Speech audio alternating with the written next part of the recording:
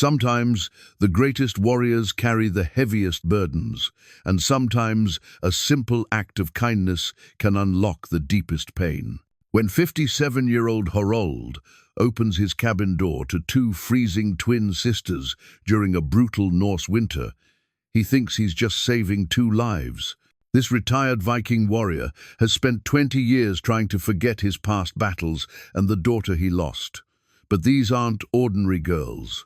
One speaks in her sleep with his dead daughter's voice. The other carves strange runes into his walls. As supernatural forces awaken in the frozen wilderness, Hrold discovers that his past has finally found him. What connects these mysterious sisters to the ancient burial mound he's avoided for decades? Before we jump back in, tell us where you're tuning in from. And if this story touches you, make sure you're subscribed, because tomorrow I've saved something extra special for you. The storm had been howling for 3 days when Hrold first heard the scratching at his door. At 57, his hearing remained sharp, a necessity when you'd spent decades listening for enemies in the dark. But this sound was different, weaker, desperate. He set down his carving knife and the piece of birch wood that would become a bowl, pushing back from the rough-hewn table that dominated his cabin's main room.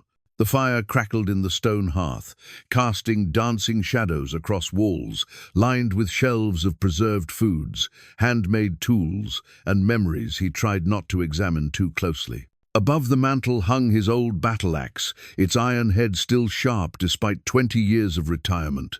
Some habits died hard. The scratching came again, barely audible above the wind's fury. Hrold moved to the heavy oak door, his massive frame still imposing despite the silver threading through his brown beard. Time had softened the edges of his warrior's build, but the strength remained in his broad shoulders, his steady hands, the way he moved with quiet purpose through his domain. He lifted the bar and pulled the door open, expecting perhaps a lost wolf or desperate deer. Instead, two young women tumbled into his cabin with the storm, their bodies so frozen they couldn't speak, barely breathing. Twin sisters, he realized immediately identical in their pale beauty, though one seemed slightly more delicate, the other carrying herself with subtle defiance, even in near death. Hrold didn't hesitate. Questions could wait. Survival came first. He carried them to the hearth, their bodies light as kindling in his arms. Their clothes were strange, well-made, but not of local fashion, with embroidery he didn't recognize. Frostbite had claimed fingers and toes, but they would live if he worked quickly. He wrapped them in his warmest furs, built up the fire until the cabin glowed with heat, and began the careful process of warming flesh that had nearly surrendered to winter's embrace. As feeling returned to their extremities, the twins began to stir, the more delicate one.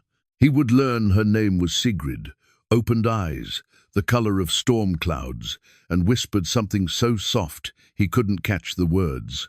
Her sister Solveig had eyes like green sea glass and a mouth that suggested she was accustomed to speaking her mind, even now in weakness. Where Solveig began, her voice cracked from cold and exhaustion.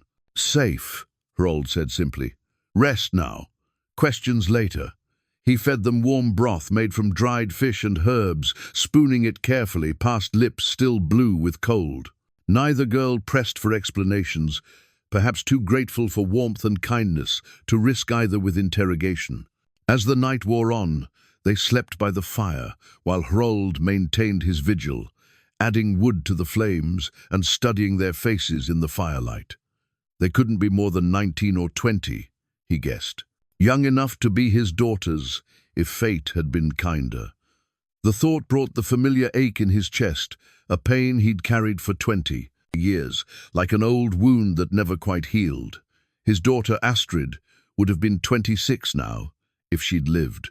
She'd died at 6, victim of a fever that swept through their village while Hrold was away on what would be his final raid.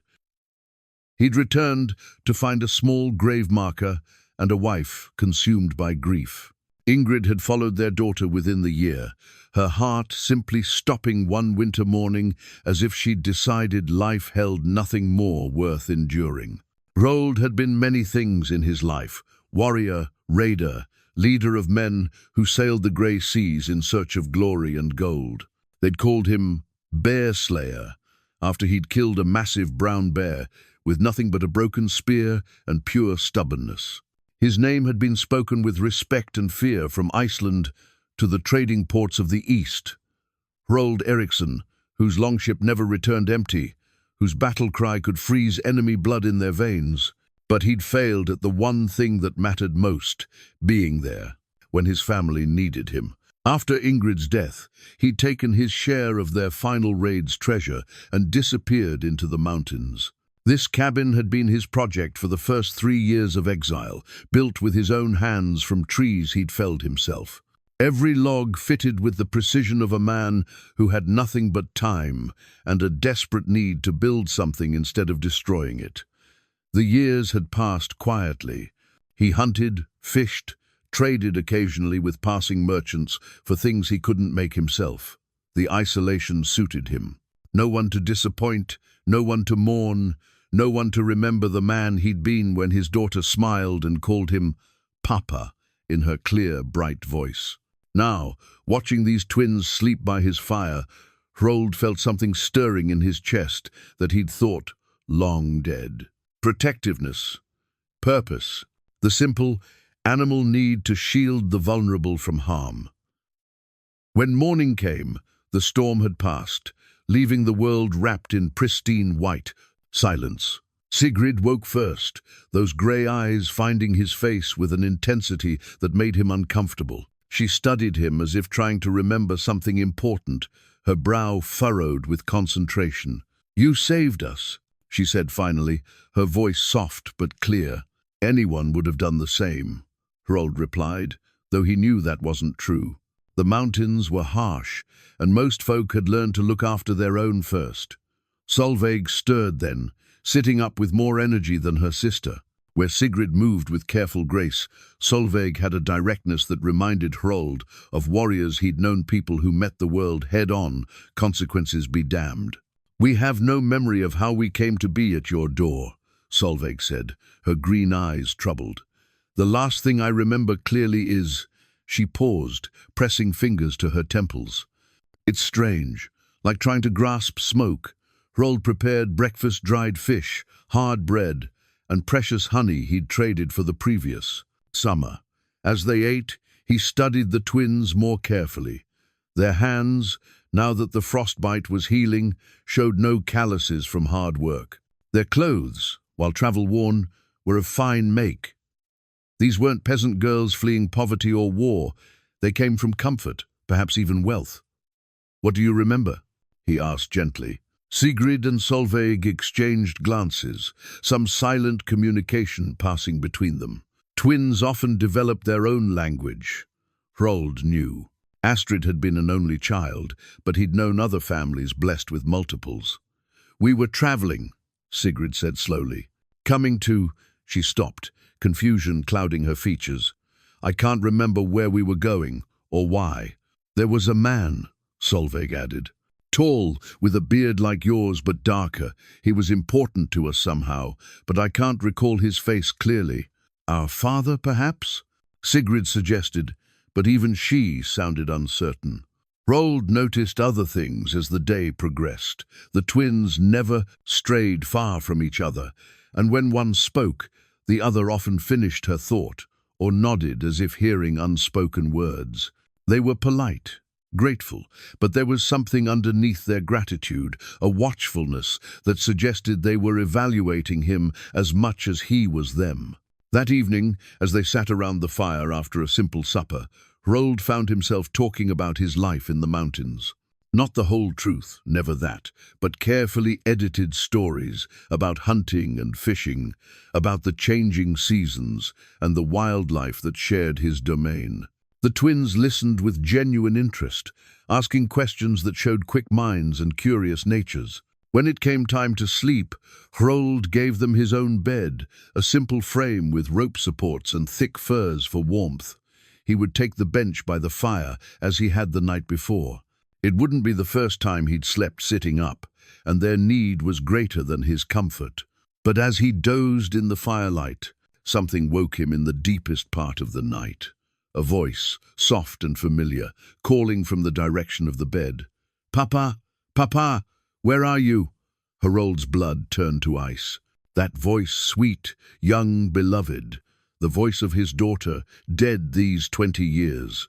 But when he looked toward the bed, he saw only Sigrid, deep in sleep, her lips moving soundlessly in dreams. He told himself it was imagination, grief, playing tricks on a tired mind.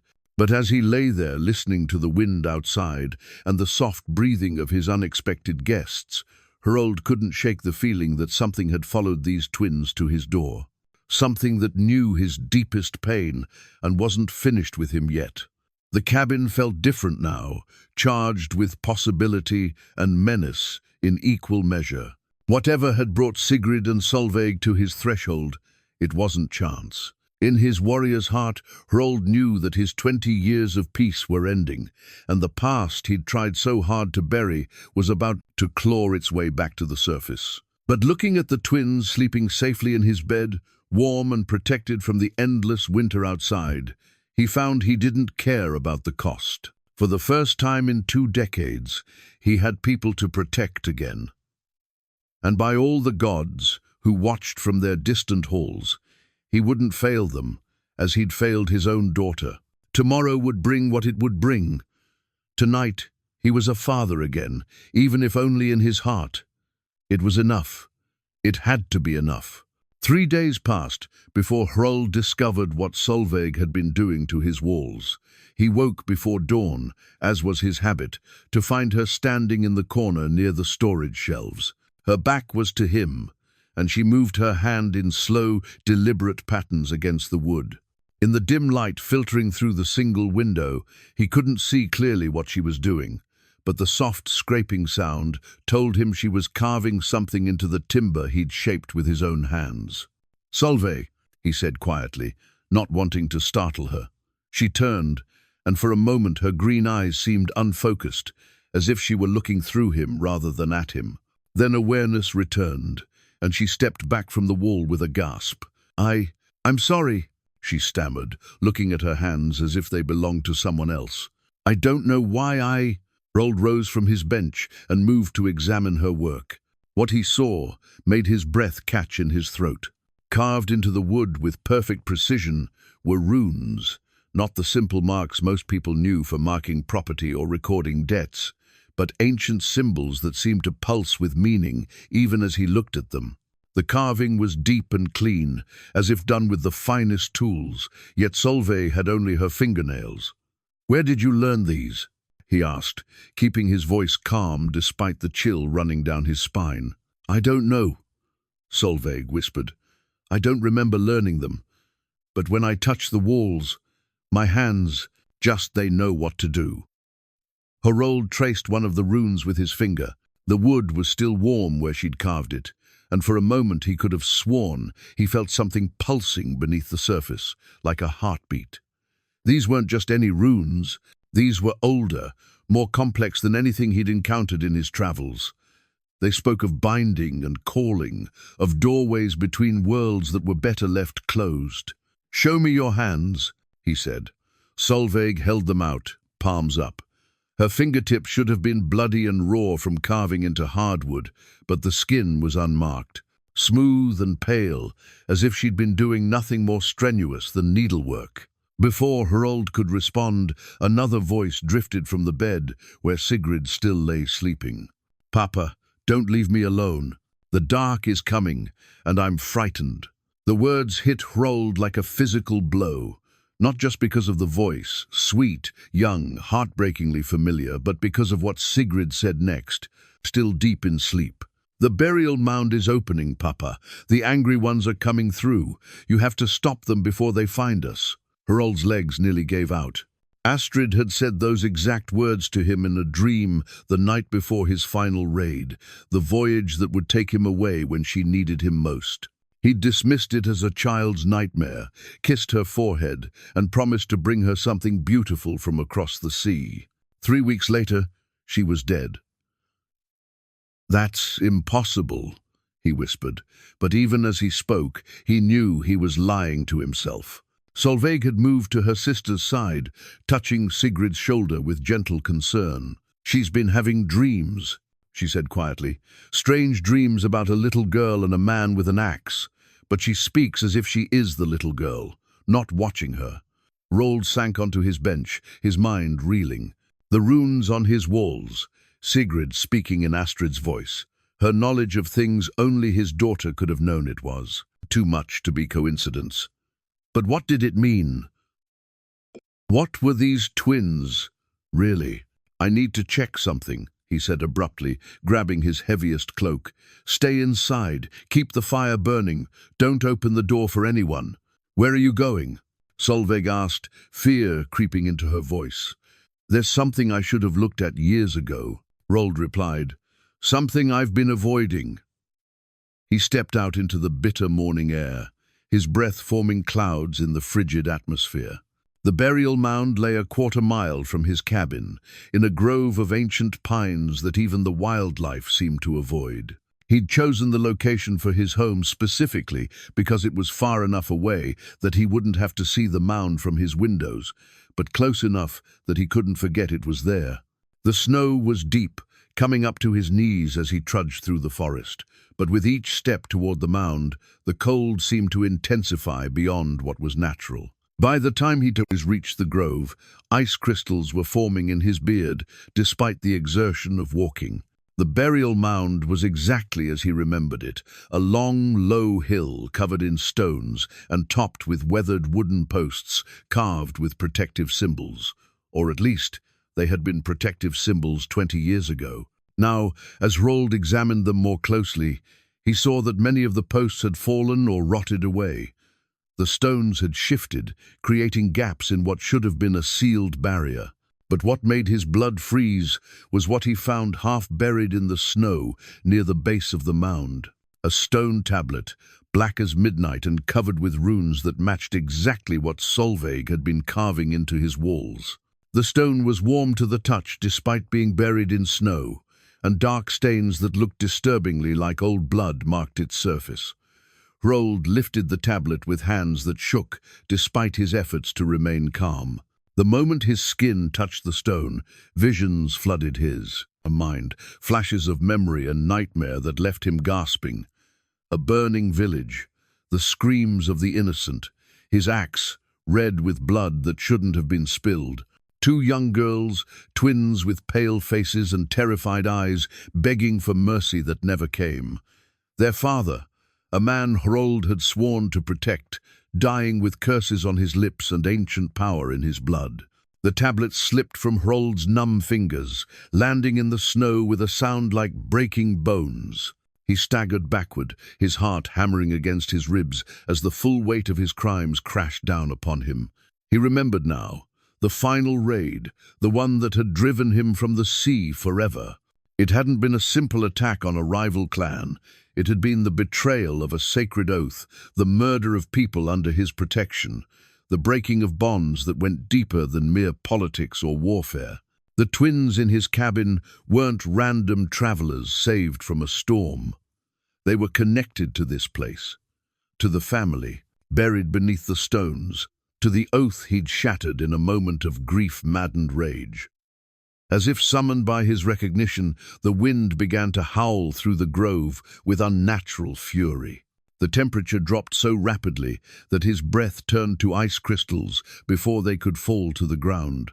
And from somewhere deep beneath the burial mound came a sound that raised every hair on his body, the scraping of stone against stone, as if something long entombed was beginning to stir.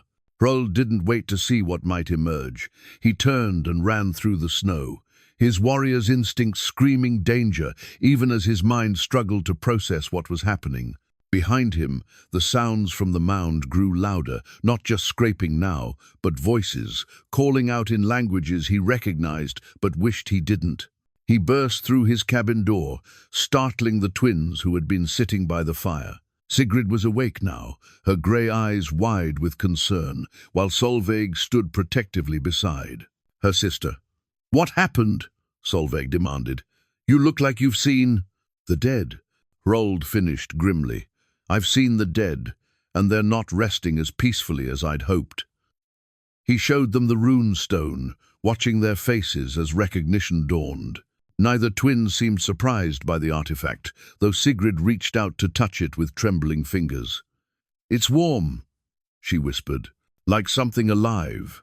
"Because it is alive, in a sense," Hrold said heavily. "It's a binding stone, meant to keep certain things buried. But the bindings are failing, and I think your presence here is accelerating the process." "Our presence?" Solveig's voice was sharp with fear and anger. "What do you mean? What aren't you telling us?" Hrold looked at these two young women who had stumbled into his life and turned it upside down in a matter of days. They deserved the truth. However terrible it might be, they deserved to know what they were dealing with, what he had done, and what was coming for all of them. 20 years ago, I broke an oath," he said quietly. "I killed people I had sworn to protect. Among them were 2 young girls, twins about your age. Their father cursed me with his dying breath, promising that his daughters would return to claim justice. The cabin fell silent except for the crackling of the fire. Outside, the wind continued to howl, but now it carried other sounds, voices calling, stones grinding, the whisper of things long buried, clawing their way toward the surface. "You think we're them," Sigrid said. "It wasn't a question. I think you're connected to them," Hrold replied. "Whether you're their spirits, their descendants, or something else entirely, I don't know. But the timing isn't coincidence. Nothing in this life ever is." Solveig's hand found her sister's, their fingers intertwining as they faced this revelation. Whatever they were, whoever they had been before the storm, brought them to his door. Their fates were now bound, together with his and with the restless dead beneath the burial mound. The supernatural siege of Hrold's mountain refuge had begun. That night, Hrold couldn't bring himself to sleep. Instead, he sat by the dying fire with an old leather-bound book in his lap, a collection of family sagas and histories he'd inherited from his grandfather. The pages were yellow with age and stiff from years of mountain dampness, but the words within held knowledge that might save all their lives. The twins had retired to the bed, though he could hear them whispering in the darkness. Occasionally, one would ask a question about the runestone or his confession, but mostly they seemed to be processing the magnitude of what they'd learned. Hrold couldn't blame them. If he were in their position, discovering that his host might be connected to his own death, he'd be planning an escape rather than seeking understanding. But they hadn't fled. That told him something important about their character, or perhaps about the supernatural forces that had brought them here. He found what he was looking for in a section devoted to the old stories, the tales of heroes and monsters that some dismissed as children's entertainment. His grandfather had been a practical man, but he'd also understood that truth often wore the mask of legend. The Curse of the Twin Daughters read the heading of one particular saga. Hrold's hands shook slightly as he translated the Old Norse into more familiar words. According to the text, twin sisters had appeared throughout the northern lands during times of great upheaval, always in winter, always seeking shelter from those who had committed grave sins against the innocent. The pattern was always the same. The twins would arrive near death, be taken in by their target, and then begin manifesting abilities that forced their host to confront their crimes. But the story didn't end with simple justice. Those who showed genuine remorse and were willing to make amends found redemption. Those who refused to acknowledge their sins or attempted to harm the twins faced a fate worse than death, eternal torment at the hands of those they'd wronged. The twins serve as instruments of cosmic balance, the saga concluded. They are both human and divine, both innocent and terrible. They offer one chance for redemption to those who have strayed from the path of honor. Choose wisely, for the gods do not grant second chances. Hrold closed the book and looked toward the bed where Sigrid and Solveig lay quiet now, their breathing deep, and even in sleep, they looked so young, so fragile. It was hard to imagine them as instruments of divine justice, yet he'd seen Solveig carve runes with her fingernails without leaving a mark on her skin. He'd heard Sigrid speak with his dead daughter's voice, knowing things only Astrid could have known. A soft, scratching sound made him look up. Solveig was standing by the wall again, but this time she was awake, her green eyes reflecting the firelight as she traced new patterns in the wood. These runes were different from the ones she'd carved before, more complex, with curved lines that seemed to flow like water. "What do they mean?" he asked quietly. "Protection," Solveig replied without turning around. "Something is coming, and these will help keep it out." She paused in her carving, tilting her head as if listening to something he couldn't hear. "But they won't hold forever. The burial mound is weakening the barriers between worlds." "How do you know this?" Solveig finally faced him, and in her expression he saw knowledge far beyond her apparent years. "I remember more each day, not everything, but pieces, fragments of other times, other lives." She touched her temple with fingers still warm from carving. "I remember being afraid. I remember a man with kind eyes who promised to protect us, then turned his blade against our family when grief made him mad." Hrold's throat tightened. "I'm sorry. I know that's not enough, but you didn't know us then," Solveig interrupted. "We were just obstacles to your rage, casualties of a war that had nothing to do with us. But now," she gestured toward the bed where Sigrid slept, "and you're not the same man who broke his oath." From the bed came Sigrid's voice, soft but clear. "Papa used to read to me from that book, stories about brave warriors and wise kings. He promised he'd be both for me someday." Hrold's heart clenched. Astrid had indeed loved the old stories, begging him to read to her whenever he was home between voyages. He'd promised her many things he'd never had the chance to fulfill. "She's not just speaking in your daughter's voice," Solveig said gently. "I think part of Astrid's spirit is drawn to her, finding a way to communicate through the barriers between life and death. That's not possible. Neither is carving runes without tools or knowing languages I've never learned," Solveig replied. "But here we are." A new sound interrupted their conversation, a low rumbling that seemed to come from the earth itself. The cabin shook slightly, and dust fell from the rafters as something massive moved beneath the ground. The rune stone on the table began to glow with a faint red light, and the temperature in the room dropped noticeably despite the fire. Sigrid sat up in bed, her grey eyes wide and unfocused. When she spoke, it was definitely Astrid's voice, but filled with urgent warning. "They're coming, Papa. The angry ones are breaking through. You have to make things right before they reach us." The rumbling grew stronger, and through the window, Hrold could see strange lights dancing in the direction of the burial mound. Not the aurora he was familiar with, but something else red and angry, like distant fire. "Who's coming?" he asked, though he already suspected the answer. "The family you killed," Sigrid replied, still speaking as Astrid. "Mother, father, the twin daughters, all the innocent ones who died because of your broken promise. They've been waiting in the cold earth, and now they're strong enough to crawl out." Solveig moved to the window, peering out at the supernatural display. "The barrier between the world of the living and the realm of the dead is thinning. My runes can slow them down, but they can't stop what's already in motion." Hrold joined her at the window. The lights were definitely moving closer, and he could swear he saw shapes in the glow, human figures walking through the snow, leaving no tracks but radiating cold that turned the very air around them to crystal. "What do they want?" he asked, though he knew the answer to that as well. "Justice," Sigrid said, now speaking in her own voice as she joined them by the window. "But the kind of justice the dead understand isn't the same as what the living might accept. They want you to suffer as they suffered. They want you to lose everything you care about before they drag you down to join them in the cold earth." The supernatural procession was close enough now that Hrold could make out individual figures. A tall man with a beard like his own, but grey with grave dirt. a woman with long hair that moved as if underwater, and behind them, two young girls holding hands, their faces pale as moonlight and their eyes burning with otherworldly fire. "The original twins," Solveig whispered.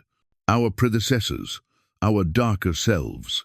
They're what we become if redemption fails."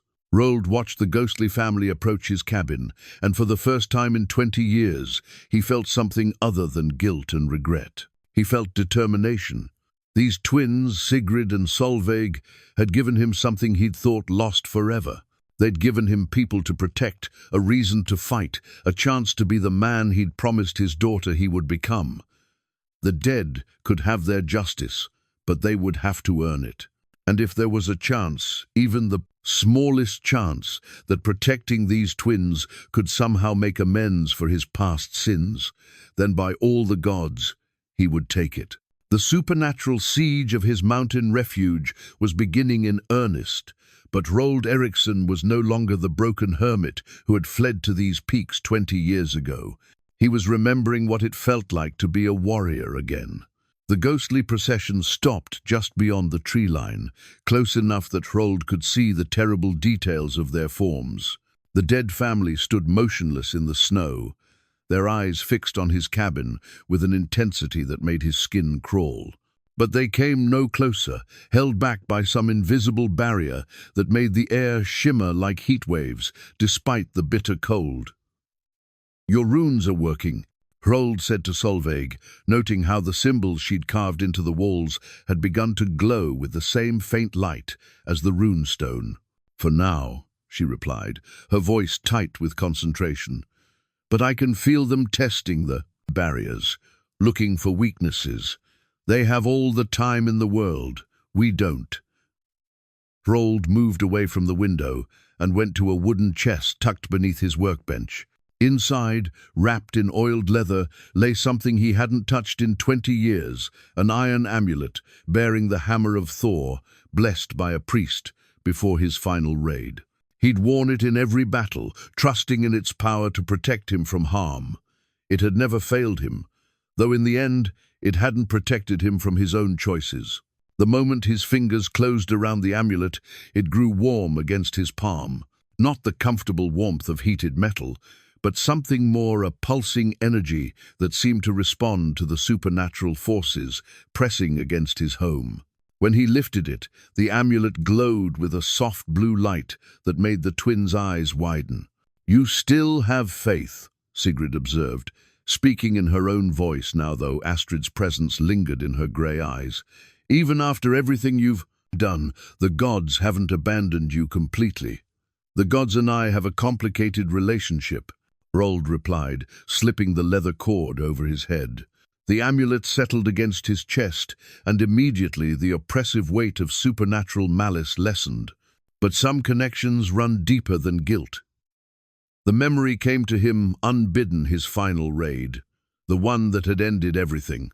They'd been hired to retrieve stolen goods from a rival clan, but when they'd arrived at the settlement, Hrold had recognized the leader. Bjorn Ironhand, a man who had once saved Hrold's life in battle, who had sworn brotherhood with him over shared ale and stories of their children. But grief had made Hrold mad with rage. Astrid had been dead for 3 weeks, and every day without her had felt like another weight added to his soul. When Bjorn had tried to parley, had reminded Hrold of their bond and the protection oath he'd sworn over Bjorn's family, Hrold had seen only another obstacle between him and the oblivion he craved. The killing had been swift and brutal. Bjorn, his wife, their twin daughters, innocents all, cut down by a man who had once promised to shield them from harm. Only afterward, standing over their bodies with his axe dripping red, had Hrold realized what he'd done. The oath he'd broken, the trust he'd shattered, the cosmic balance he'd disturbed. "Tell me about that day," Solveig said gently, as if reading his thoughts. "Tell me about the oath you broke." Hrold looked at her, this young woman who might be connected to the children he'd murdered, and found himself speaking truths he'd never shared with anyone. "Bjorn Ironhand saved my life during a raid on the English coast," he began. "Took a spear meant for my heart, nearly died from the wound. When he recovered, we swore brotherhood in the old way, blood mixed with blood, witnessed by the gods. Part of that oath was a promise to protect each other's families if one of us fell. He sat heavily on his bench, the weight of memory making him feel every one of his 57 years. Years later, when his settlement was threatened by raiders, he called on that oath. I came with my crew, helped him fight them off, and when it was over, he asked me to extend my protection to his wife and daughters. Twin girls, barely 15, with their mother's kind eyes and their father's stubborn spirit. Sigrid moved closer, her face soft with understanding rather than accusation. You loved them. Like they were my own blood, Hrold admitted. For 2 years, whenever danger threatened, I was there. Whenever Bjorn traveled and couldn't protect them himself, I stood guard. They called me uncle, brought me flowers from their garden, listened to my stories with the same wonder Astrid had shown. The amulet at his chest pulsed brighter as he continued, as if Thor's hammer was weighing the truth of his words. But when Astrid died, something broke inside me. I couldn't bear the sight of other men's children thriving while mine lay cold in the earth. When that final raid came, a job that should have taken us nowhere near Bjorn's territory, I convinced my crew to make a detour, told them I'd heard rumors of treasure there. But there was no treasure, Solveig said quietly. Only a family trying to live in peace, protected by an oath I no longer had the heart to honor. Hrold's voice cracked. Bjorn tried to remind me of our bond, of the protection I'd sworn. His wife begged for mercy for their children. The twins, your predecessors, they looked at me with such trust, even as I raised my axe. Outside, the ghostly family began to move again, circling the cabin like wolves testing a fold. Their presence made the temperature drop further, and frost began forming on the inside of the windows, despite the fire. Bjorn cursed me with his dying breath, Hrold continued. Said his daughters would return to claim what was owed, that the gods would send them back in a form that would force me to choose between my own salvation and their lives. He promised that when the time came, I would understand the weight of losing those I'd sworn to protect. Sigrid reached out and took his hand, her touch warm, despite the supernatural cold filling the cabin. And now you do understand. Now I understand, Hrold agreed. You too. Whether you're their spirits, their echoes, or something else entirely, you've given me the chance to be the man I should have been. The protector I promised to be. The ghostly twins outside pressed closer to the barrier, their faces twisted with rage and grief. But behind them, Bjorn and his wife watched with expressions that might have been curiosity rather than pure hatred, as if they, too, were waiting to see what choice Hrold would make when the moment of reckoning finally came. The barriers won't hold much longer, Solveig warned, her hand pressed against the wall where her runes were beginning to flicker. Whatever we're going to do, we need to decide soon. Hrold stood, his warrior's instincts sharpening as he assessed their situation. 3 living souls against a family of the vengeful dead, trapped in a mountain cabin with winter raging outside. The odds weren't good, but he'd faced worse and survived. The difference was that this time he wasn't fighting for treasure or glory or even survival. This time, he was fighting for redemption, his own, and that of the 2 young women who had stumbled into his life like a gift from the gods he'd thought had abandoned him. Then we make our stand here, he said, his voice carrying the authority that had once commanded longships full of raiders. Whatever they want from me, they'll have to go through you first, and I won't let that happen. The amulet at his chest blazed with renewed light as Thor's blessing responded to his resolve. Outside, the ghostly family began their final approach. The attack came at midnight, when the boundary between worlds grew thinnest and the dead could press closest to the living. Hrold woke to the sound of Solveig's sharp intake of breath as her protective runes began to crack and splinter along the cabin walls. The supernatural cold that seeped through the failing barriers made their breath visible in the firelight. They're breaking through, Solveig whispered, her fingers pressed against the wall where her carved symbols flickered like dying embers. I can slow them down, but I need... She stopped mid-sentence, her green eyes widening as she stared at the shadows gathering in the corners of the room. The darkness there seemed thicker than it should be, moving with purpose and malevolent intelligence. Sigrid sat up in bed, but when she spoke, it was clearly Astrid's voice that emerged. Papa, they're bringing friends. The angry dead from other places, other times. Your enemies are calling them to witness your judgment. Hrold rose from his bench, the iron amulet warm against his chest, as it responded to the supernatural threat. Through the window, he could see the ghostly family of Bjorn Ironhand, but they were no longer alone. Other figures had joined them, warriors he recognized from decades of raiding, their spectral forms bearing the wounds that had killed them. Men he'd slain in battle, enemies who had fallen to his axe, victims who had every right to seek vengeance. A tribunal of the dead, he murmured, understanding dawning. They're not just here for justice, they're here to make sure it's witnessed. Solveig moved away from the wall, pulling a bone needle and thread from her belt pouch, tools she shouldn't have possessed, implements that seemed to materialize from her growing connection to the vulva traditions of old. As Hrold watched, she began stitching protective symbols into a piece of cloth torn from her dress, her fingers moving with the practiced ease of someone who had done this work for lifetimes. "What are you doing?" he asked. "Weaving a barrier that works with flesh and spirit, not just wood and stone," she replied, her voice distant with concentration. "The old magic, the way the seeresses did it when they needed to bind powers greater than themselves." The needle in her hand gleamed silver, despite being made of bone, and the thread seemed to shimmer with its own inner light. Each stitch she made sent ripples of protective energy through the cabin, reinforcing Hrold's failing defenses. But even as she worked, the supernatural pressure continued to build. Objects began moving on their own tools, sliding across surfaces, the fire poker lifting itself from its stand to hover menacingly in the air.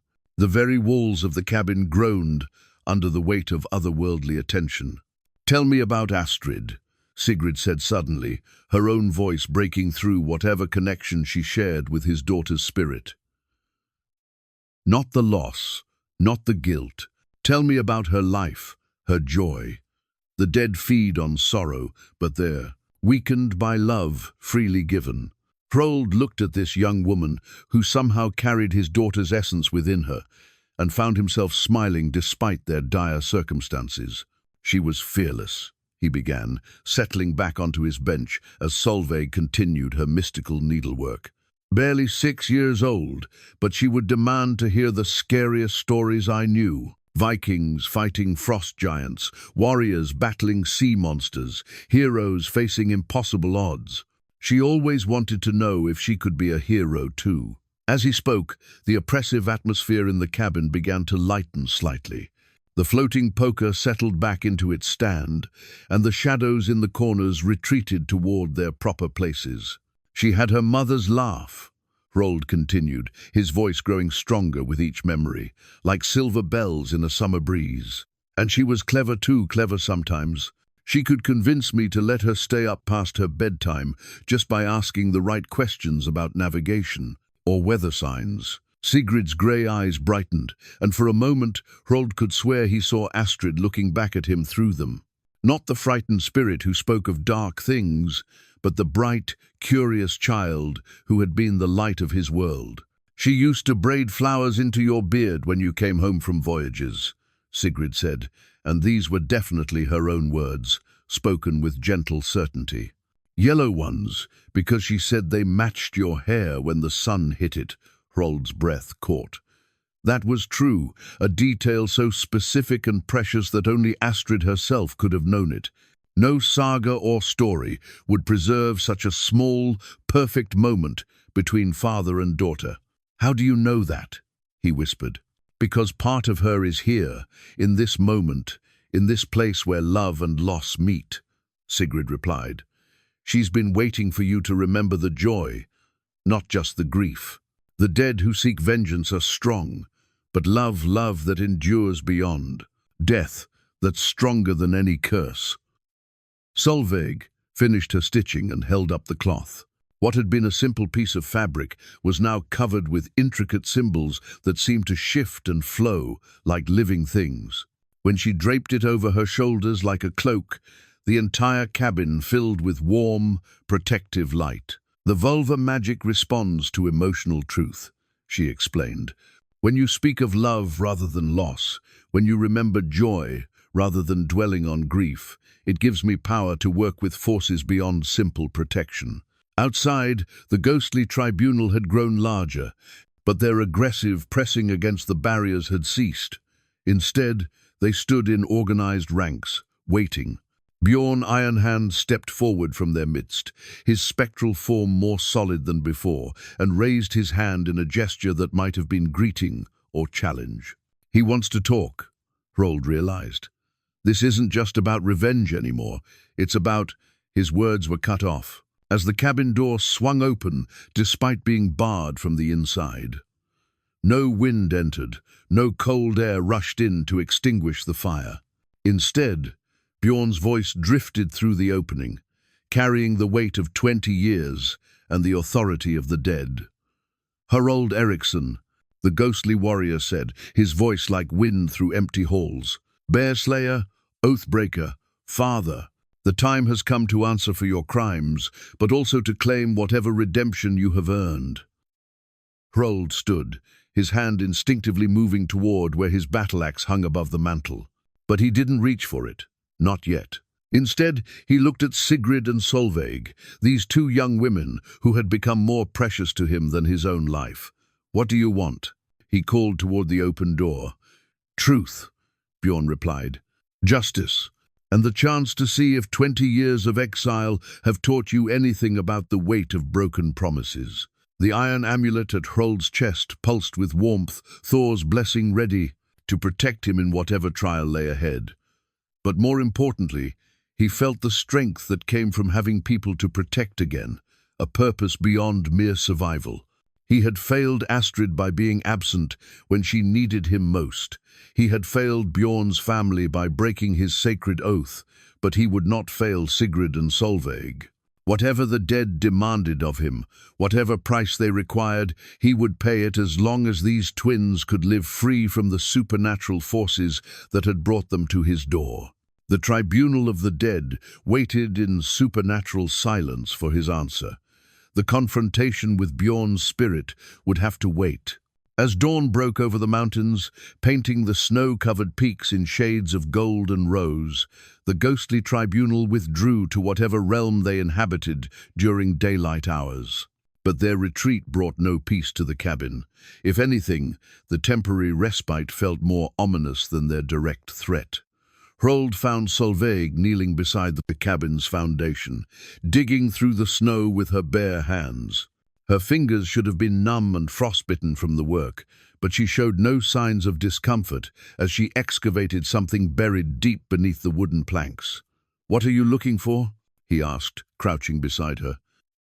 "Something that's been calling to me since we arrived," she replied, her breath forming clouds in the frigid air. "Something that wants to be found." Her fingers closed around an object buried in the frozen earth, and when she pulled it free, Hrold's blood ran cold. It was a crystal bowl, no larger than his cupped hands, carved from what looked like black ice, but felt warm to the touch. Runes covered its surface, not the protective symbols Solveig had been carving, but older markings that seemed to shift and writhe when viewed directly. "A scrying bowl," Sigrid said from the cabin doorway, her voice carrying knowledge that shouldn't belong to a 19-year-old girl. The vulva used them to see across the barriers between worlds, to witness events separated by time and distance. Solveig cradled the bowl carefully, and as she did, its surface began to fill with what looked like dark water, though no liquid had been poured into it. The water, if it was water, reflected not the grey morning sky above them, but something else entirely. "Show us," Hrold said, though every instinct screamed that he didn't want to see what the bowl might reveal. Solveig lowered her face toward the scrying bowl's surface, her green eyes reflecting its dark contents. When she spoke, her voice was distant, as if coming from a great distance or a different time entirely. "I see fire," she whispered. "A burning village, screams in the night, warriors with painted shields, led by a man whose axe sings with each swing." Her breathing quickened. "The Bear Slayer," they call him, Hrold Eriksson, whose name makes enemies flee and allies follow him into the teeth of death itself. The vision playing out in the bowl's surface became visible to Hrold as well, and he watched his younger self lead a raiding party through a coastal settlement. But this wasn't the final, terrible raid that had ended his career. This was earlier, when he'd still been a man of honor despite the violence of his profession. "Look closer," Sigrid urged, moving to stand beside them. "See what came before the betrayal." The scene in the bowl shifted, focusing on a moment Hrold had almost forgotten. His younger self, wounded and surrounded by enemies on a foreign shore, saved by the intervention of Bjorn Ironhand and his warriors. The blood oath that followed, sworn over mead and witnessed by both their crews. The promise to protect each other's families, sealed with mixed blood and sacred words. "You were friends," Solveig said, her voice sad with understanding. "True friends, bonded by shared danger and mutual respect." The bowl's surface rippled, and new images appeared. Hrold visiting Bjorn's settlement during times of peace, bringing gifts for the twin daughters who had grown to love him like an uncle. Teaching them to whittle wooden toys, listening to their laughter as they played in their mother's garden, standing guard over the settlement when Bjorn traveled on trading missions. "They trusted you completely," Sigrid observed, "especially the twins. They saw you as their protector, their father's sworn brother who would never let harm come to them." Hrold's hands clenched into fists as he watched these memories play out. Seeing his past happiness through the supernatural lens of the scrying bowl, he'd forgotten how much joy those visits had brought him, how complete he'd felt when surrounded by Bjorn's family. The bowl's contents darkened, and new scenes emerged. Astrid's illness, her fevered calls for her father while he was away, seeking glory and gold. Ingrid's growing despair as their daughter weakened. The funeral pyre that had greeted Hrold's return. The ashes of his world scattered on the wind. "This is where the darkness began," Solveig said softly. "Not with evil intent, but with grief that turned inward and festered like an untreated wound." They watched Hrold's descent into rage and despair, his increasing isolation from friends and family, the way grief transformed him from protector to destroyer. The final raid that was supposed to be simple, retrieve stolen goods, collect payment, return home. But grief had made him cruel, and when he'd seen Bjorn's happy family, alive and thriving, while his own lay cold in the earth, something inside him had snapped. The bowl showed the truth of that terrible night in perfect, unforgiving detail. Bjorn's genuine joy at seeing his sworn brother quickly turning to confusion and then horror as Hrold's true intentions became clear. The twins, Astrid and Freydis, their names came to him now, trying to run to their uncle Hrold for protection, not understanding that he had become the very danger they needed protection from. "You killed them quickly," Sigrid said, and there was something like mercy in her voice. "In your madness, you didn't make them suffer. That matters, in the cosmic balance of things." But Hrold barely heard her. He was transfixed by the final moments shown in the bowl. Bjorn's dying curse, spoken with blood on his lips and supernatural power in his voice. The promise that his daughters would return in a form that would force Hrold to choose between his own salvation and their lives. "The curse wasn't meant to destroy you," Solveig explained, as the visions faded and the bowl's surface returned to reflecting the sky. "It was meant to give you a chance at redemption. Bjorn loved you like a brother, even as you killed him. In his final moments, he chose to offer you salvation rather than simple vengeance." Hrold stared at the now quiet scrying bowl, understanding flooding through him like cold mountain water. "You're not instruments of his revenge. You're instruments of his forgiveness. We're both, Sigrid said simply. The choice of which we become is yours to make. That evening, as supernatural twilight settled over the mountains, the ghostly tribunal returned in force. But now Hrold understood what he was facing. Not just the vengeful dead seeking justice, but the complex machinery of cosmic balance, offering him one final chance to become the man he'd promised to be. Bjorn's spirit stood at the edge of the firelight, no longer radiating rage, but something more complex, sorrow, disappointment, and beneath it all, the fading remnants of brotherly love. "Are you ready to face judgment, old friend?" Bjorn asked, his voice carrying across the supernatural divide. Hrold looked at Sigrid and Solveig, these two young women who had become his daughters in all but blood, who had given him a reason to remember, honor, and purpose. Then he looked at the ghostly forms of Bjorn's family, waiting in the cold darkness for justice or mercy. "I'm ready," he said, his voice steady despite the fear that gnawed at his heart. "But the judgment won't be yours alone to give." The truth came to Hrold in the darkest hour before dawn, triggered by something he should have recognized the moment he'd found it. Hidden beneath his spare furs in the wooden chest sat a golden arm ring, its surface etched with runes that had haunted his dreams for 20 years. He'd carried it with him through his exile, unable to throw it away despite the pain it caused, unable to forget what it represented. Sigrid found him holding the ring, his massive hands trembling as memories flooded back with devastating clarity.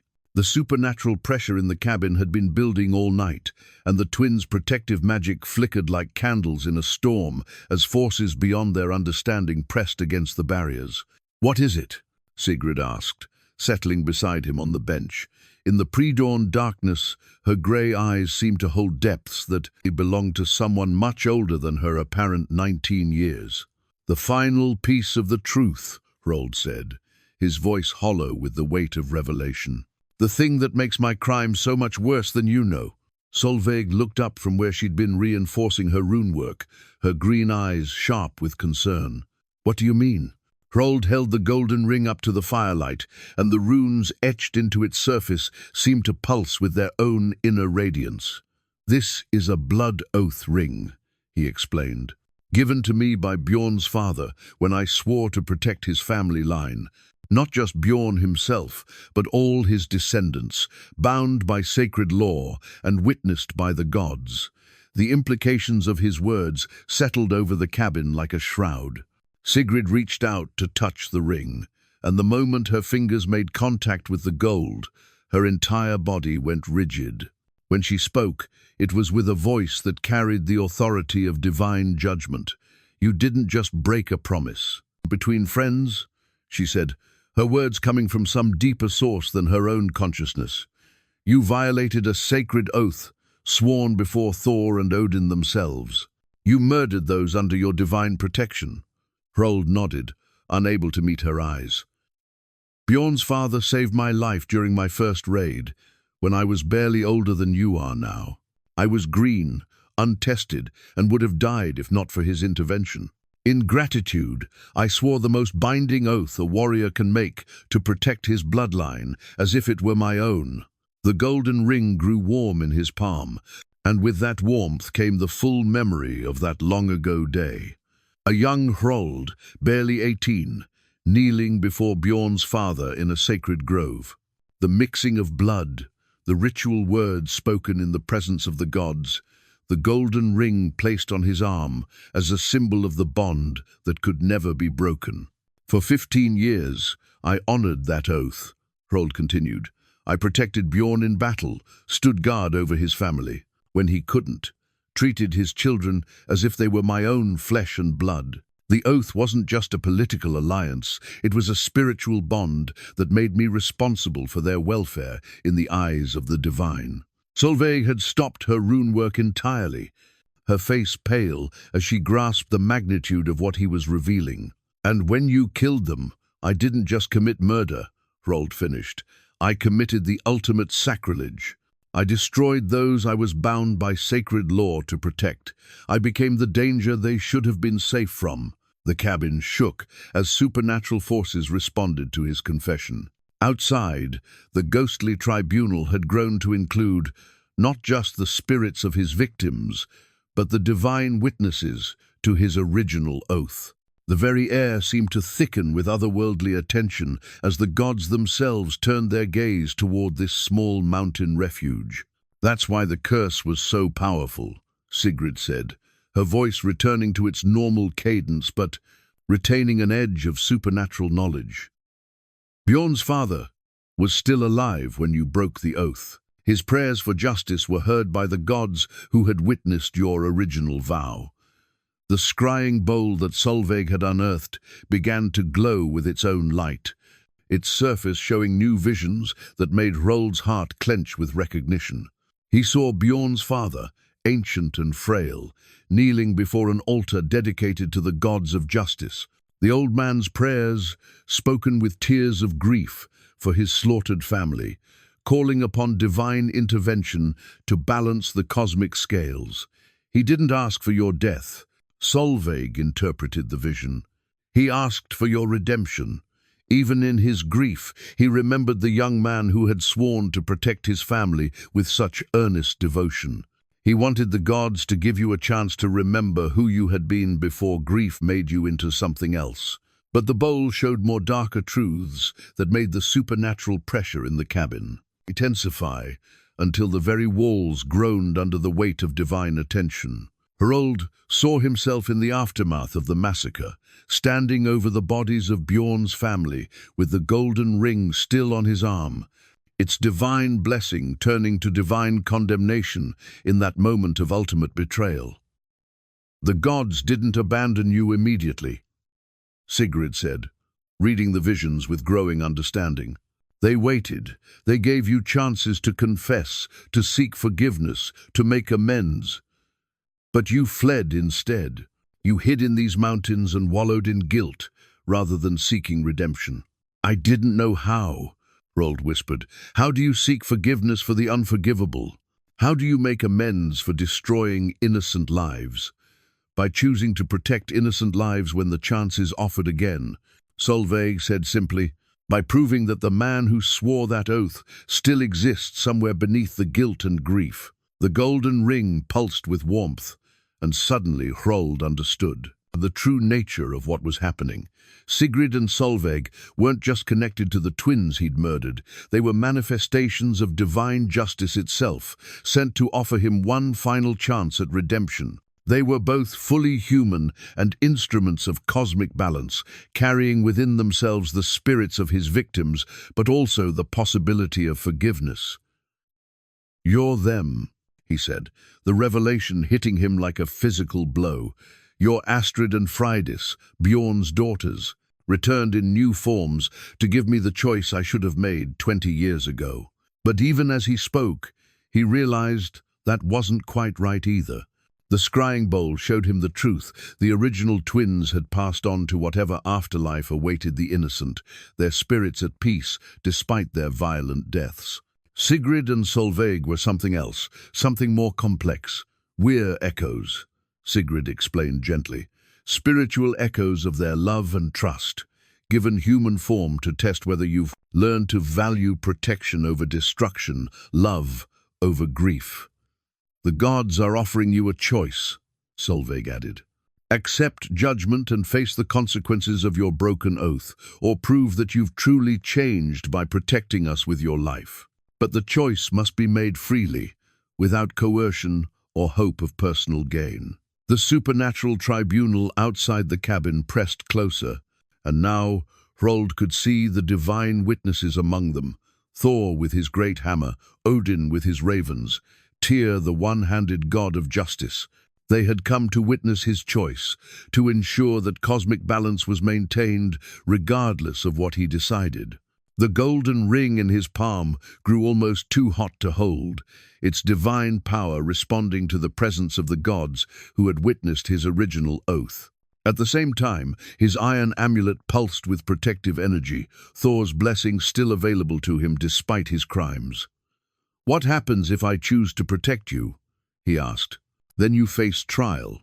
By combat against the spiritual representatives of those you wronged, Sigrid replied. Not to prove your strength, but to prove your heart. If you fight for our safety rather than your own survival, if you're willing to die to protect us, then redemption becomes possible.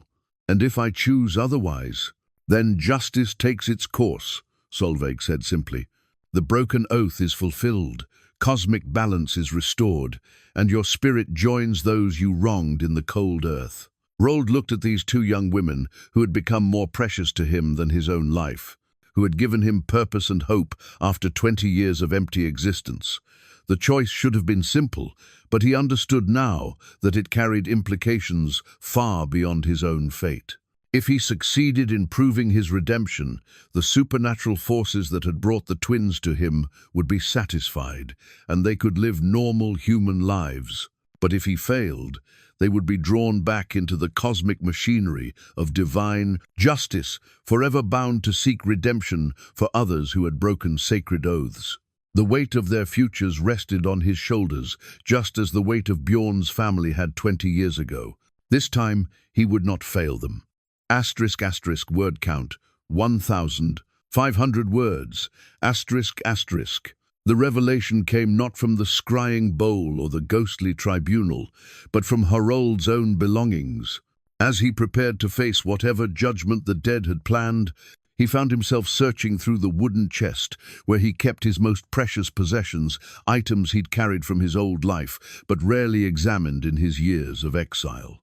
His fingers closed around something he'd forgotten he still possessed, a golden arm ring, heavy with the weight of precious metal, and something far more valuable, a sacred oath, sworn in blood and witnessed by the gods themselves. The moment he lifted the ring from its hiding place, both twins gasped in recognition. Sigrid's grey eyes widened with shock, while Solveig stepped back as if the golden circlet had burned her simply by being revealed. "Where did you get that?" Solveig whispered, her voice tight with an emotion Hrold couldn't identify. "It was a gift," Hrold replied slowly, memories stirring like mud at the bottom of a deep well. "From Bjorn's father, given to me when—" The words died in his throat as understanding crashed over him like a collapsing wave. The arm ring wasn't just jewelry or a token of friendship. It was a blood oath band, the physical manifestation of a sacred promise that bound his soul to something far greater than simple brotherhood. Solveig reached out with trembling fingers to touch the golden surface, and the moment her skin made contact, the ring blazed with supernatural light.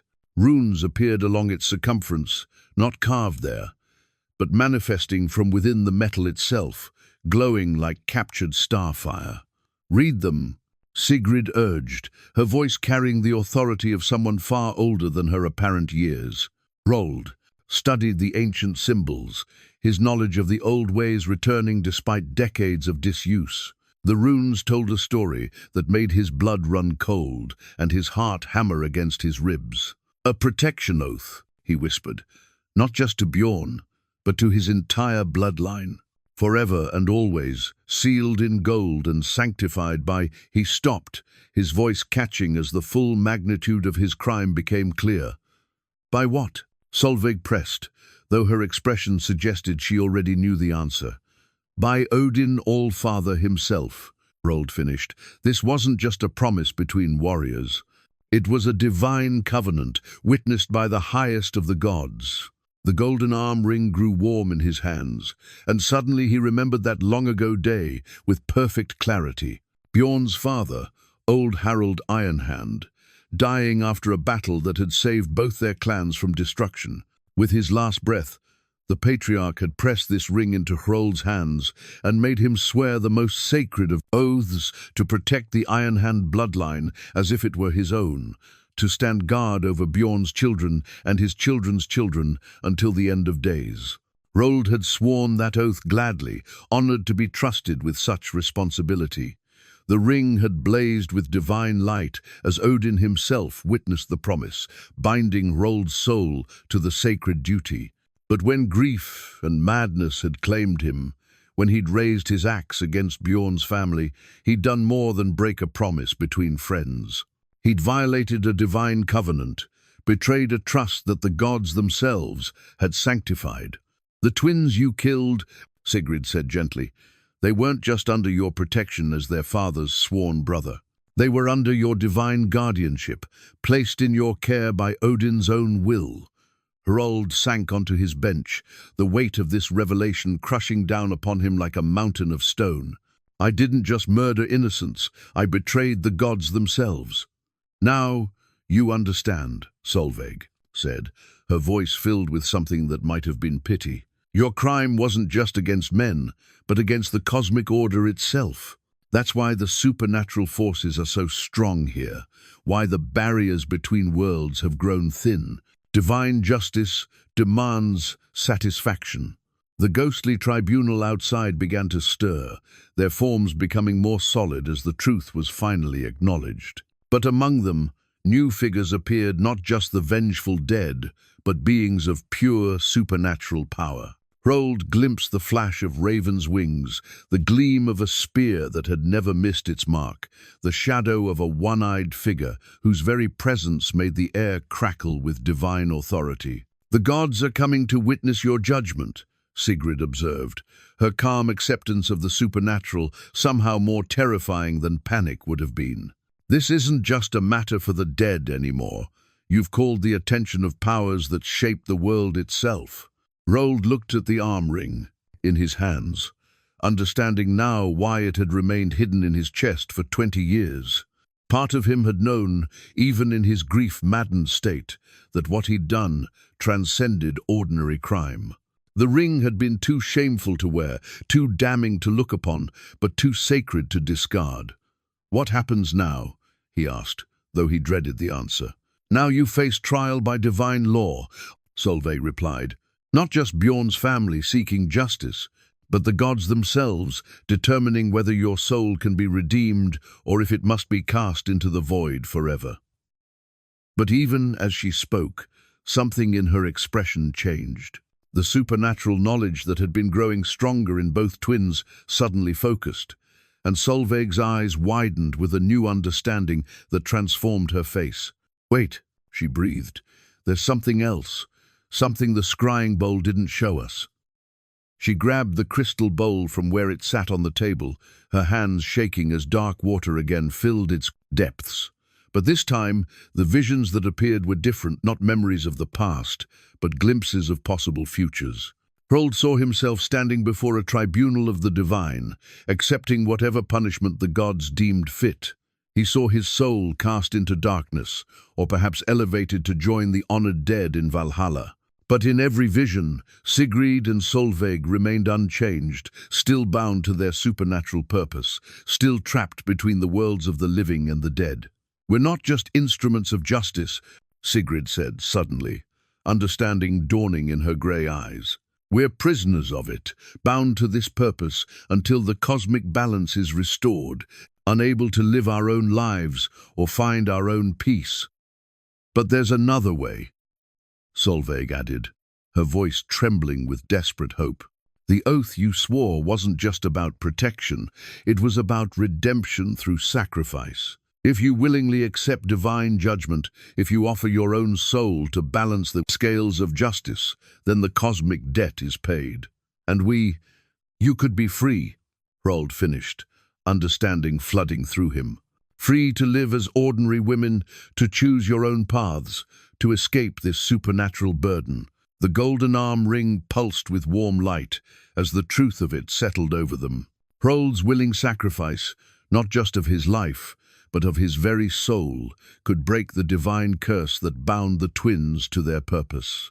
They could become fully human, free from the supernatural forces that had shaped their existence.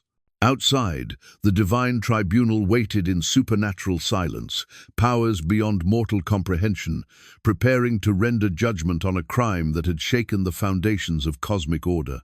Ravens cawed in the darkness, and the very air thrummed with the presence of Odin All-Father, come to see justice done. But now, Hrold understood the true choice before him. Not just whether to accept punishment for his crimes, but whether to sacrifice everything, his life, his soul, his chance at eternal rest, to give two innocent young women the freedom they deserved. He looked at Sigrid and Solveig, these twins who had become his daughters in all but blood, who had given him purpose and meaning in the final chapters of his life. They watched him with eyes full of hope and fear, understanding that his choice would determine not just his fate, but theirs as well. Hrold Eriksson, called the Bear Slayer, who had once commanded longships and struck fear into the hearts of his enemies, made his decision. He slipped the golden arm ring onto his finger, feeling its divine weight settle into place like a shackle of his own choosing.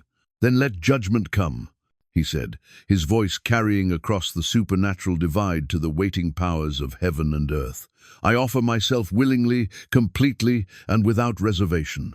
Let the cosmic balance be restored." The divine tribunal began to move. The ritual burial sword appeared at dawn, thrust point first into the snow, directly in front of Hrold's cabin door. No one had placed it there, at least. No living hand had touched its leather-wrapped hilt. The weapon stood like a dark sentinel against the pristine white landscape, its presence both invitation and ultimatum. Hrold recognized the sword immediately. It was his own. The blade he'd carried during his years as a raider, forged by the finest smiths and blessed by priests before his first voyage.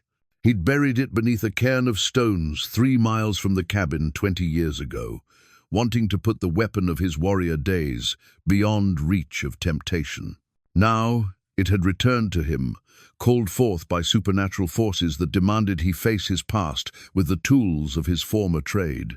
"It's time," Sigrid said softly, standing beside him in the doorway.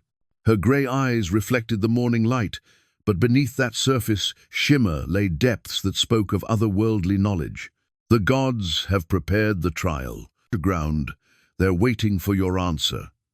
Solveig joined them, her vulva cloak draped over her shoulders and the bone needle gleaming in her hand.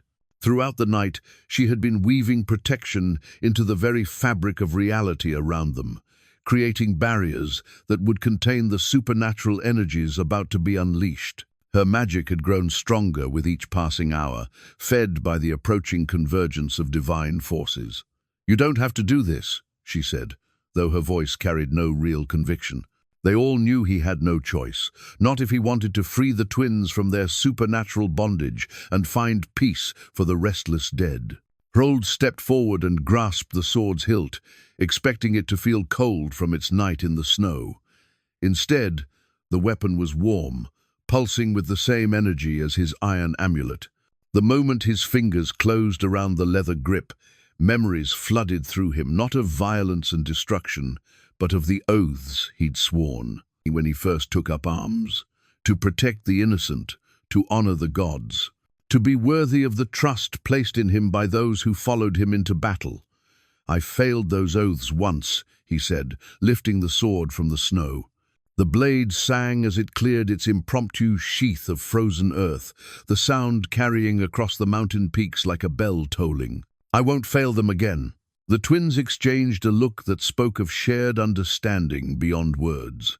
Whatever they were, human girls carrying supernatural purpose or divine instruments clothed in mortal flesh, they had grown to love this gruff mountain hermit who had shown them kindness when they needed it most.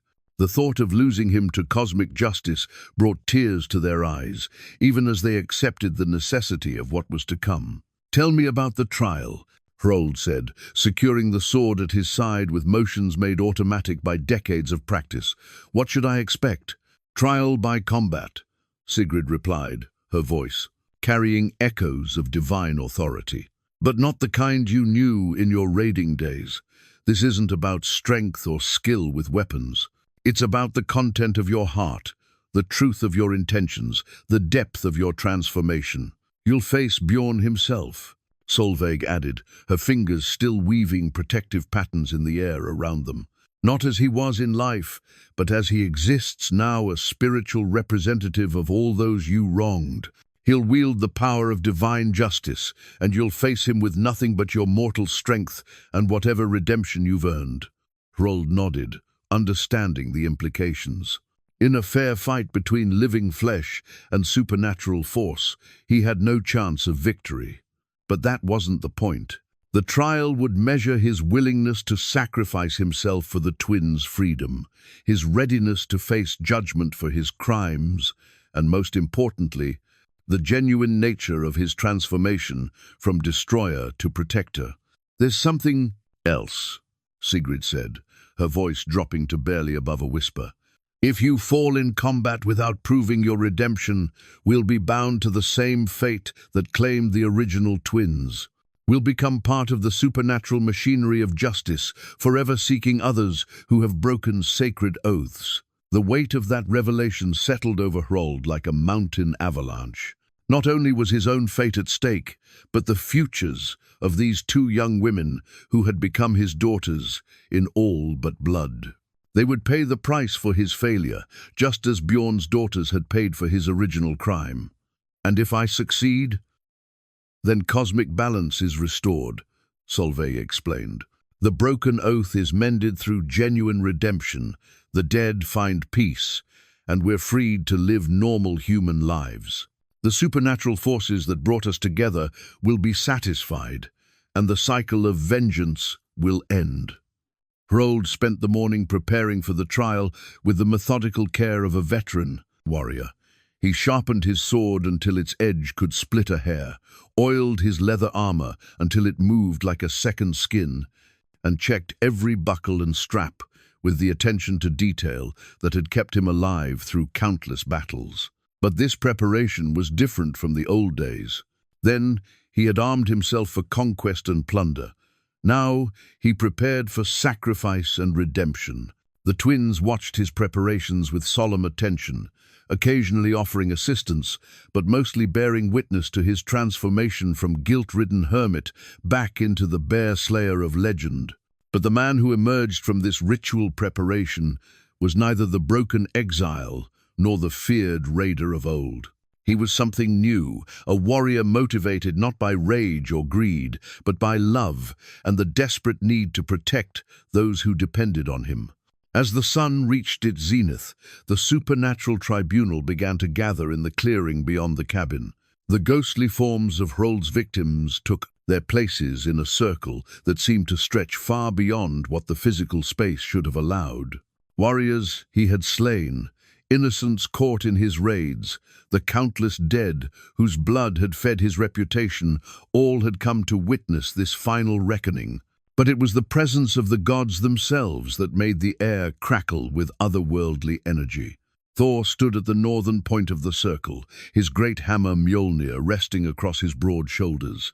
Odin occupied the eastern position, his ravens perched on either side of his wide-brimmed hat. Tyr, the one-handed, took the southern point, while Frigg, protector of families and oaths, completed the divine compass at the west. "They're all here," Sigrid observed, her voice filled with awe at the divine assembly. "The gods who witnessed your original oath come to see it fulfilled or redeemed." At the center of the supernatural circle, the ground began to change. Snow melted away to reveal ancient stones arranged in a pattern that suggested both arena and sacred space. This was where the trial would take place, in a ring blessed and witnessed by the gods themselves. Bjorn's spirit materialized within the stone circle, but he was no longer the angry ghost who had haunted Hrold's nightmares. This was Bjorn as he had been in life, strong, honorable, carrying the spiritual weight of all those Hrold had wronged, but also the love that had prompted his dying curse to offer redemption rather than simple vengeance.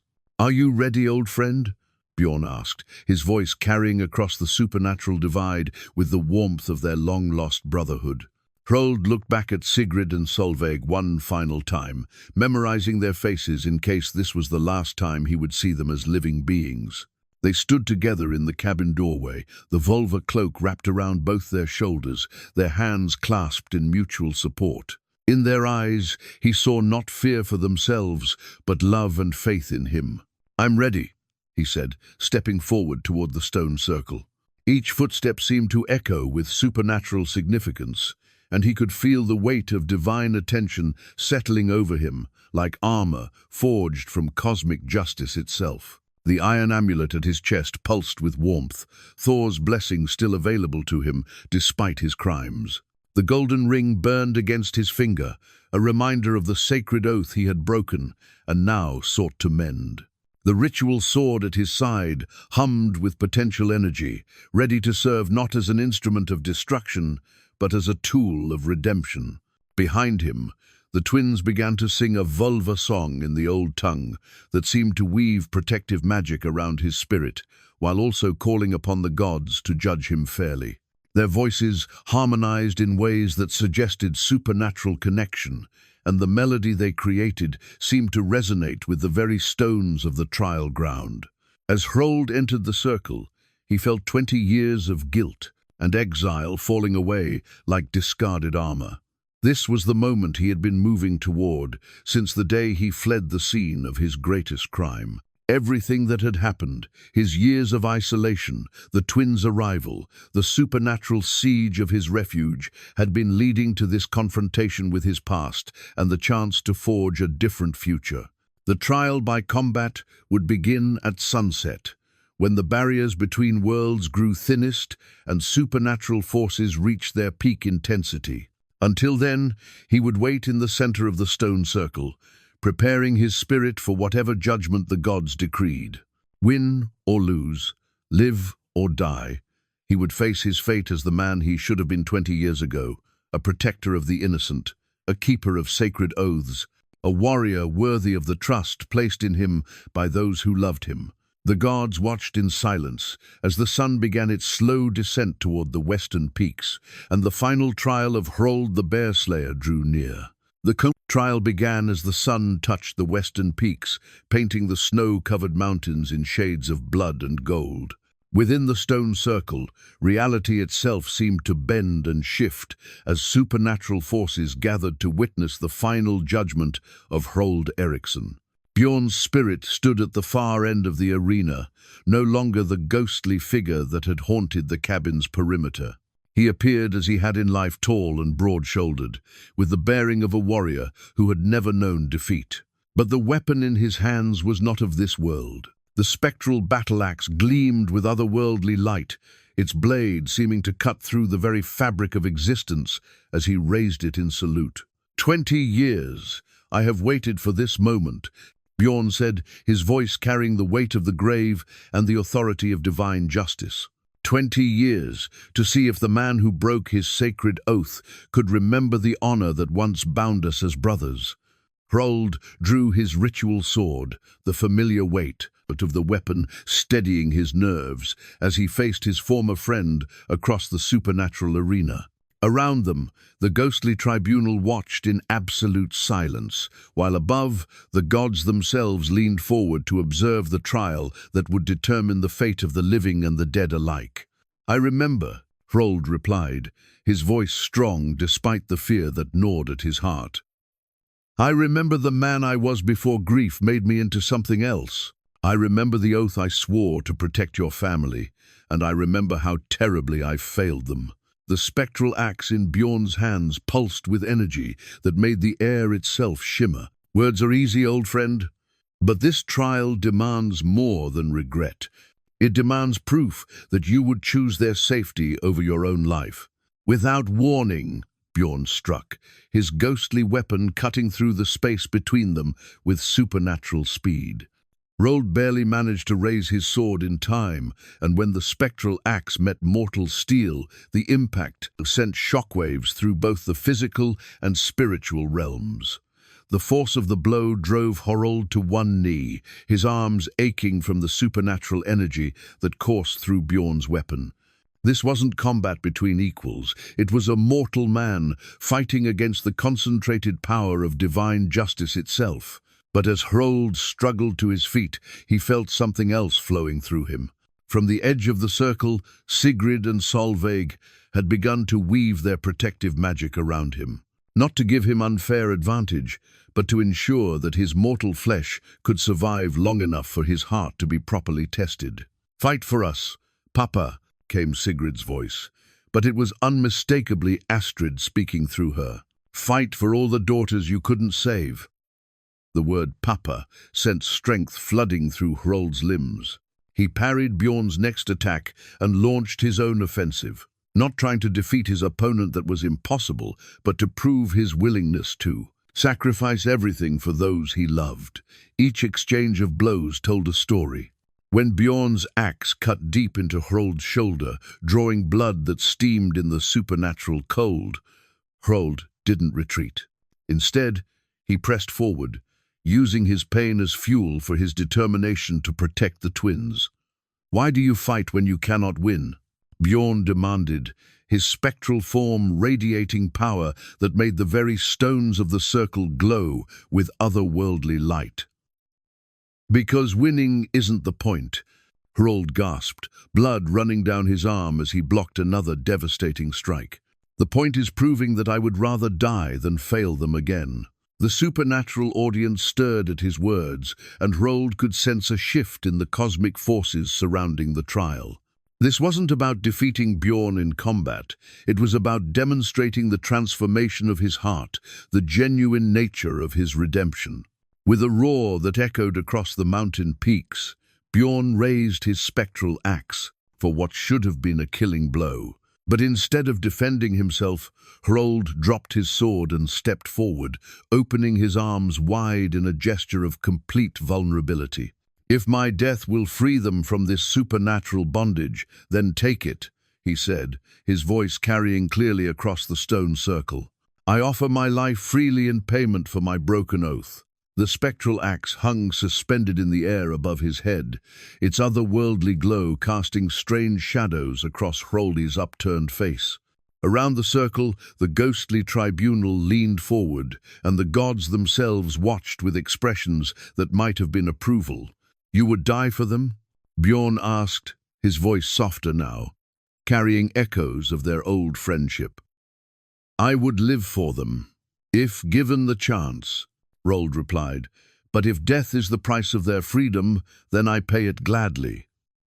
The spectral axe began to descend, its supernatural edge aimed at Hrold's exposed neck. But as it fell, something extraordinary happened. The weapon's otherworldly glow began to soften, and the expressions of rage on the ghostly tribunal's faces transformed into something approaching peace.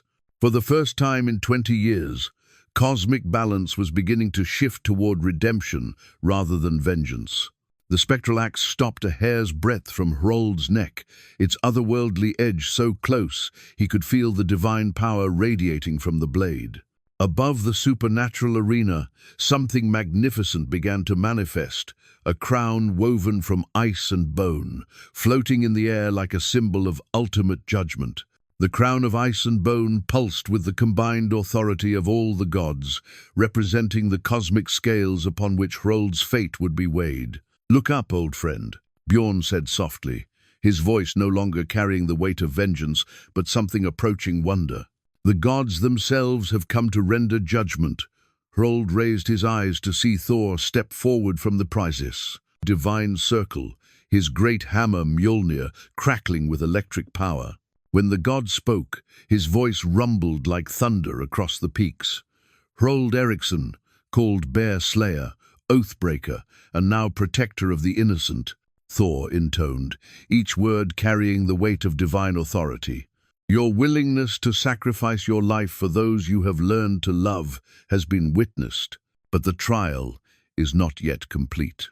Odin moved to join his son, the All-Father's raven circling overhead as he studied Hrold with his single eye. "The broken oath demands payment," Odin said, his voice like wind through ancient trees. "But redemption earned through genuine love and sacrifice carries its own power. The cosmic balance trembles between justice and mercy." Around the stone circle, the ghostly tribunal began to change.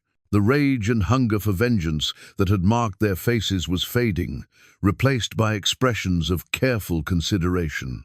Even the spirits of Hrold's victims seemed to be weighing his transformation against his crimes.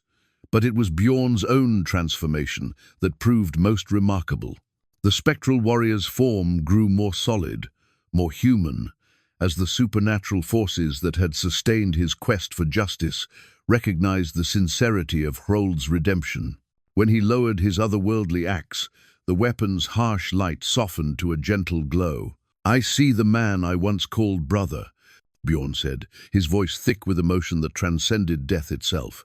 "I see the protector you have become, the father you always meant to be. Your grief made you into a monster, but love has made you human again." The crown of ice and bone descended slowly from its position above the arena, coming to rest just above Hrold's head. Its presence was neither threatening nor comforting. It simply was, representing the moment when cosmic forces would decide between redemption and retribution. "The choice is no longer yours alone," Tyr declared, the one-handed god of justice, stepping forward to complete the divine tribunal. "The twins must speak. As instruments of cosmic balance, they hold the final word in your fate." Sigrid and Solveig moved forward to the edge of the stone circle, their hands clasped together as they faced the assembled might of gods and spirits. When Sigrid spoke, it was with her own voice, but carrying the authority of all the innocents who had ever needed protection. "Hrold Eriksson has proven himself worthy of the redemption offered," she said, her words ringing clear across the supernatural arena. "He chose our lives over his own survival. He chose love over fear, protection over self-preservation. The man who broke his oath 20 years ago is not the man who stands before us now." Solveig stepped forward, her vulva cloak shimmering with protective magic as she addressed the divine assembly. "The cosmic balance has been restored through genuine transformation. Let the broken oath be mended through love freely given and sacrifice willingly offered." The crown of ice and bone began to glow with brilliant light, and suddenly Hrold could see the true nature of what was happening around him. This wasn't just a trial, it was a cosmic recalibration, a moment when the universe itself acknowledged that redemption was possible, even for the most terrible crimes. Frigg, protector of families and keeper of oaths, spoke last among the gods. "Love has proven stronger than vengeance, sacrifice more powerful than punishment. Let the oath be renewed, rather than simply avenged." The spectral axe in Bjorn's hands began to fade, its supernatural purpose fulfilled not through violence, but through recognition of genuine change. As the weapon dissolved into motes of light, Bjorn himself became more solid, more present, until for a moment he appeared exactly as he had in life. "Brother," Bjorn said, extending his hand toward Hrold. "The oath you broke in madness, renew now in love. Swear again to protect the innocent, to honor the bonds that tie us all together." Hrold grasped his former friend's hand, feeling warmth and substance rather than supernatural cold. "I swear by all the gods who witness this moment," he said, his voice carrying across both the physical and spiritual realms, "I will protect the innocent with my life. I will honor the bonds of love and loyalty. I will be worthy of the trust placed in me." The crown of ice and bone flared with brilliant radiance, and when the light faded, it was gone. In its place, a simple understanding settled over the arena. Justice had been served, not through punishment, but through transformation. The cosmic scales had found their balance. Around the circle, the ghostly tribunal began to fade as the spirits found peace at last. Their purpose fulfilled, they returned to whatever realm awaited those who had been granted justice. The gods, too, began to withdraw their divine presence, satisfied that the cosmic order had been preserved. Bjorn was the last to fade, his form growing translucent as his spirit prepared to move on to its final rest. But before he disappeared entirely, he smiled the warm, genuine expression of a friend whose faith had been restored. "Take care of them, brother," he said, "and remember, some bonds are stronger than death itself." Spring came early to the mountains that year, as if the cosmic forces that had held winter in their grip for so long had finally released their hold on the world. Snow melted from the peaks in rushing torrents, revealing green meadows that hadn't seen sunlight in months. The very air seemed lighter, cleaner, freed from the oppressive weight of supernatural conflict. Hrold stood in his cabin doorway, watching Sigrid and Solveig tend to a small garden they had planted in the cleared space behind the house. The twins moved with easy familiarity around each other, their supernatural burden lifted, but their bond as strong as ever. They were fully human now, no longer instruments of cosmic justice, but simply two young women who had found a father and a home in the most unlikely of places.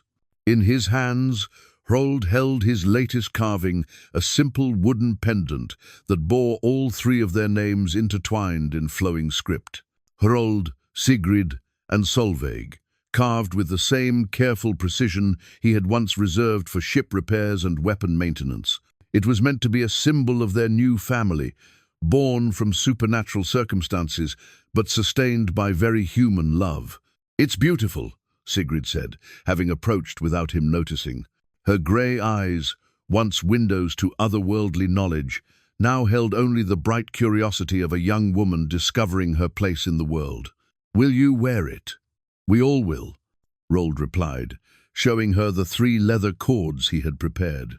"A family pendant, to remind us that some bonds are stronger than blood." Solveig joined them, her hands stained with earth from their gardening work. The vulva magic that had once flowed through her fingers was gone, but she had retained the knowledge of herb lore and healing that had been part of her supernatural gifts. She planned to use those skills to help the villagers in the valley below, who had begun to seek her out for remedies and advice. "The traders came by again while you were hunting," she reported, settling onto the bench beside the door. "They're spreading word about the family that helps with supernatural problems. Apparently, our reputation is growing.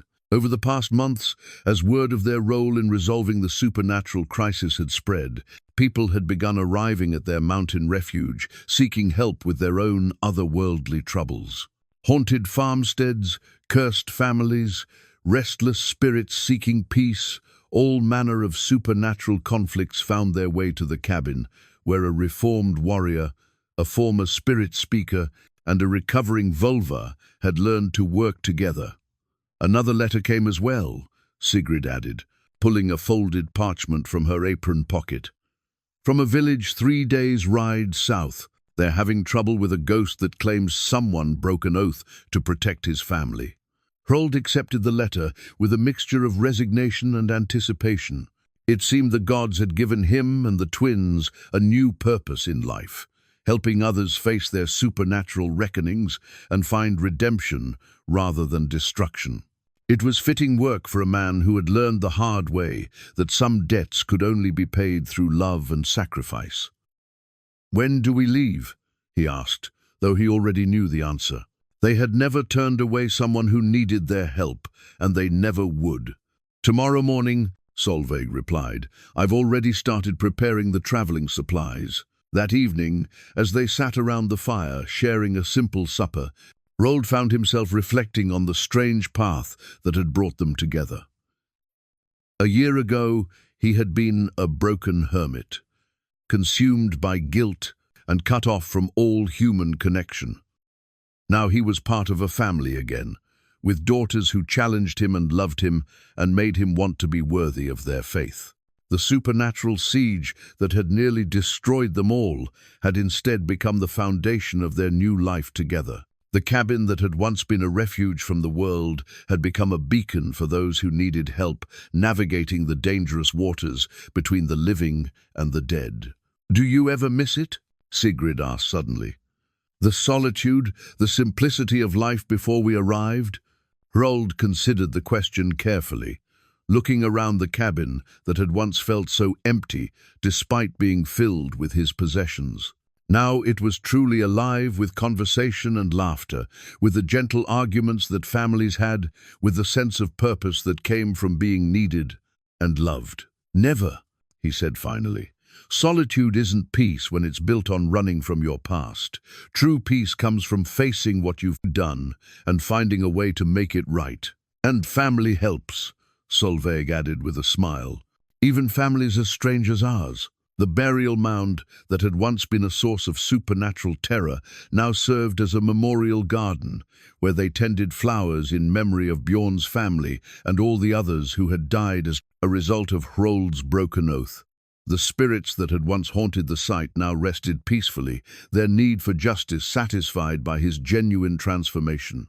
As the fire burned low and the twins prepared for sleep, Hrold stepped outside for his nightly walk around the cabin's perimeter. It was an old habit from his raiding days, checking for threats and ensuring the safety of those under his protection.